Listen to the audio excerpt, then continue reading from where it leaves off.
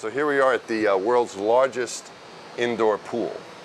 It is, yeah, it's true. You think I'm making this stuff up here? Come on. This I think it is. Biggest pool there is? Biggest pool, indoor like, pool. They don't have like natatoriums? You know, What is a natatorium? Where people swim? Is that what you mean? Isn't your kid on the swim team? Yes. I think it comes from the word notare, which means to swim in what? In Italian, anyway. How do we get on this?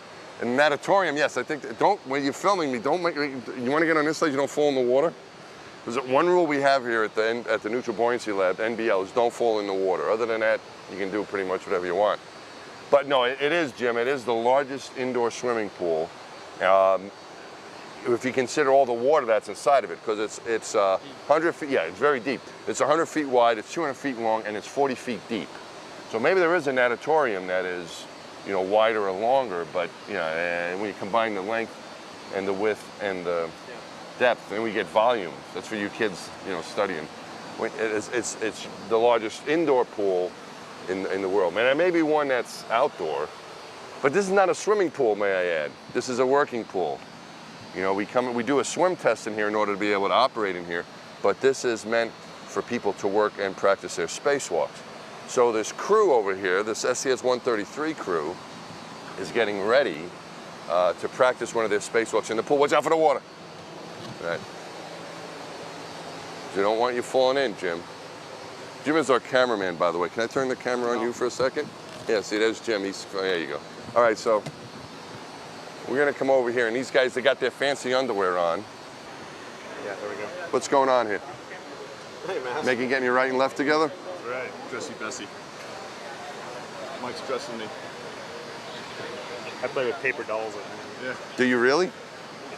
That gets you ready for Tim? Dang on right. Yeah. Just want to make sure that there's no little bits of thread or lint or anything like that can compromise your seal. Yeah, this is very important because you're going to lock him in there.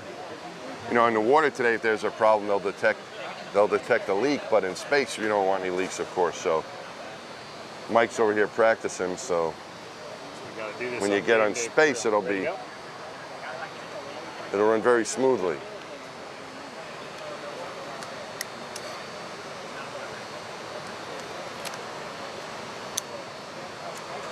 Mike, you're the robot guy for all the EVAs, is that right? Are you suit IV guy and the robot guy? So the suit IV, which is a fancy way of saying you get them dressed. That's right. Is that right? Try to get you're like the butler. That's right. All right. Get them all dressed and ready to go, and then hustle it over to the robotic workstation. And work the robot arm. That's right. And you're always going to have one of the crew members on the end of the robot arm for this stuff? I'll be on the end. For the whole time for this one, or? For DD1 and 2, I spend some time on the arm, and Mike's going to be flying around. That's a way to travel. It is a nice way You know, to it's travel. like driving around in a Lincoln or a Cadillac, or. It's even better. Better than that, even. I think so. Just say, I want to go over here, and you go there. You know, it's nice. Mike has the plan. He knows where to take me. Yeah, that's what I'm saying. Just say I need to go over here. Bang, he'll get you exactly where you need to go. Bang. Like a hunk of bait on a fly rod. Yeah. Like a what? Hunk of bait on a fly rod. Wow. Yeah. That's a good analogy. Good. So now they just locked Alvin inside, so.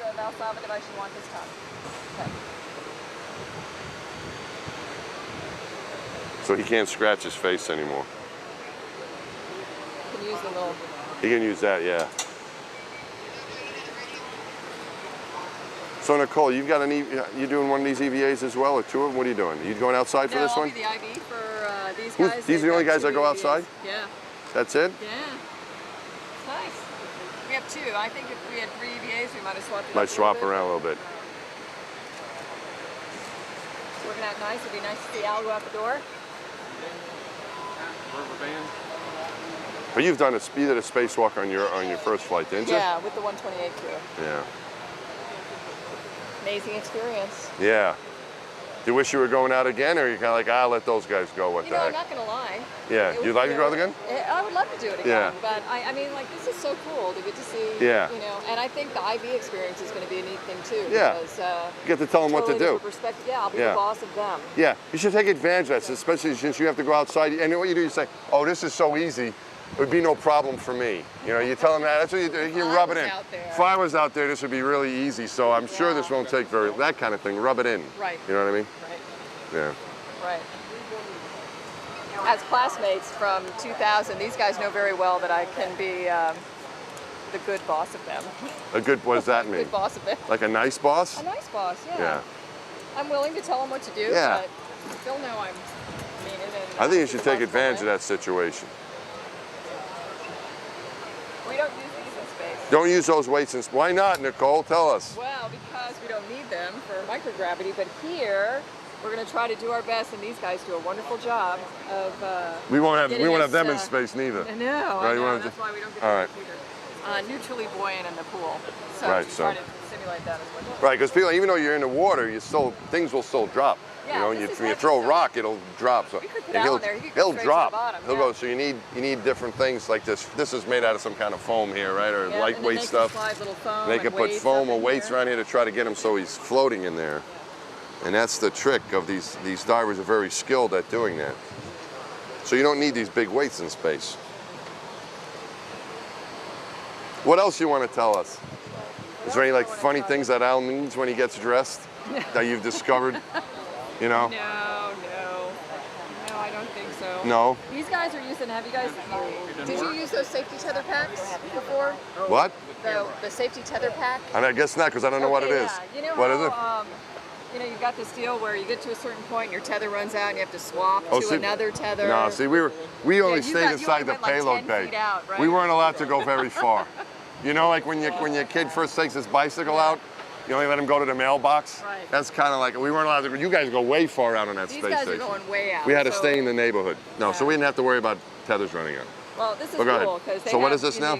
We have 85-foot and 55-foot safety tethers. Right. So you always want to have one of these on you, of course. Mm-hmm. And so now there's this way that you can hook these two tethers together and use one as what we call a fair lead tether. Mm-hmm. And when you get to a certain point, you drop that one off, and then you're working basically from your same anchor point way back at the airlock. But now you've got 85 feet plus another 85 feet to Wow. go out on Okay. your. So basically doubles. Sounds like a good the idea. limit. Yeah, it's really cool. Where are these things? Now Very you've got me simple. interested. They come right now. We put them on with All right, the make tools. sure you They're get covered 'em. on the tool thing, and they're colored, like color coded, so you know this is my green anchor or my green fair That's lead clever. hook. Yeah, try to make it astronaut proof Yes, is what we call that. exactly. Colors So are yeah, good. it makes it, Colors and you numbers. can't make mistakes. Colors are good. Colors are Pictures are good too. Pictures. You know, that's sometimes, but that's too expensive. But the color is a good thing. You got a guinea All right. head bag that comes out of the airlock. It's got a big green G on it. Really? All right, so both of these guys are buttoned up. Yep, tools will be next. We'll load them up with some tools. All right. Because you don't want to go out with, You need nothing on tools. ya. You need tools. So he's putting on his, what we call a mini workstation right in front of him that so you can set up the tools in any way you want for the day, and then you attach them to the suit, and everything he needs, everything Al needs will be right in front of him.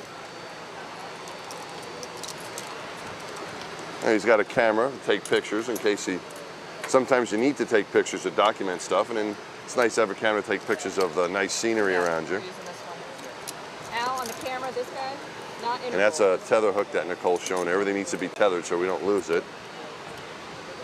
So once he attaches that hook, we're pretty sure that that camera won't float away. And if it does float away, the hook will allow Al to get it back. And that gizmo there is a body restraint tether. So the jaw on that thing, which is near Nicole's right arm, that you can attach to a handrail to keep him steady. So he doesn't float around. If he needs to be in one place, he can attach that thing and be nice and steady. He can attach that to a handrail or a piece of the station. And this is another tether, so Al doesn't float away. He can attach that and keep him close to his work site as well. He's got a lot of options to keep himself steady. And then this is a safety tether here. Safety tether pack. So this is what you were saying, that is So this would be like the fairlead hook. Right. So this is the one that's on Al, and this one goes back to the airlock. And so if you got out some places that you needed more tether, you can drop this one on structure, and then this one will pull you another 85 feet out. Okay. And he's always going to have that because that's his safety tether. Will always be attached in case Al lets go for some reason, and so he doesn't float away. He can get back with his, the tether will bring him back. Safety first. Now we're going to get him in the water.